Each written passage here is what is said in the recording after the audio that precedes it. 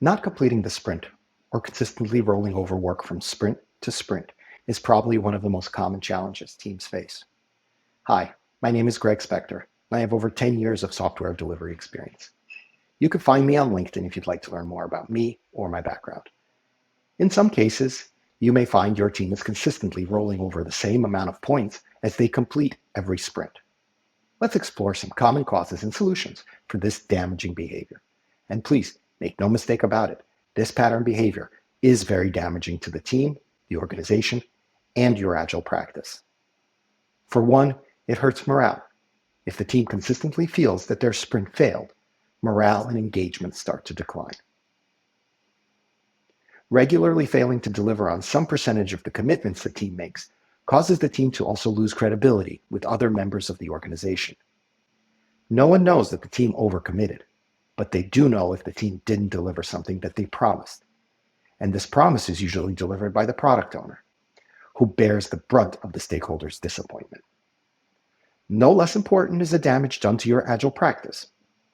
In the waterfall methodology, project managers devote a lot of energy and resources to making sure that timelines are strictly observed and milestones are met.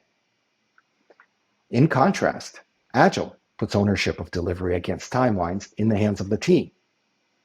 Regularly failing to deliver on the team's commitments will cause people to question the value of Agile. So what are some causes of the team not completing their sprints? Overcommitting and planning is probably the most common.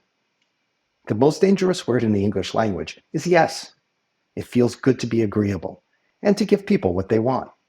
But that very often leads to undesirable outcomes for the team and the stakeholders. Rather than saying yes to everything, the team should refine the extra work and place it at the top of the backlog. That way, if they do complete all of their sprint commitments, they can always pick this work up next. And if they don't complete their original commitments, they haven't overburdened the team, compromised the PO's credibility, or disappointed their stakeholders. Maintaining a well-refined backlog is probably the best way to reduce the team's propensity to overcommit.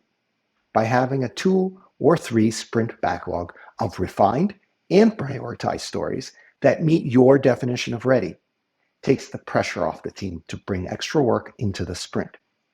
After all, they can pull a story off the top of the backlog and add it to the sprint anytime they have available capacity. Of course, this should be done with the full knowledge and consent of the product owner. This also gives the stakeholders a very realistic expectation.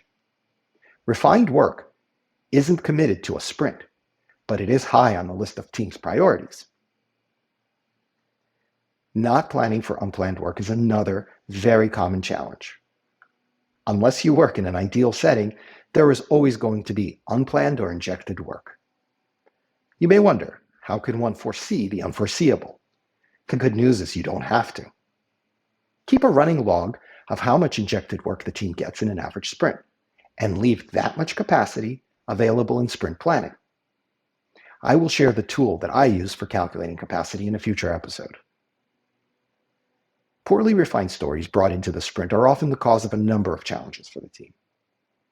Poorly refined stories are rarely estimated or sized accurately.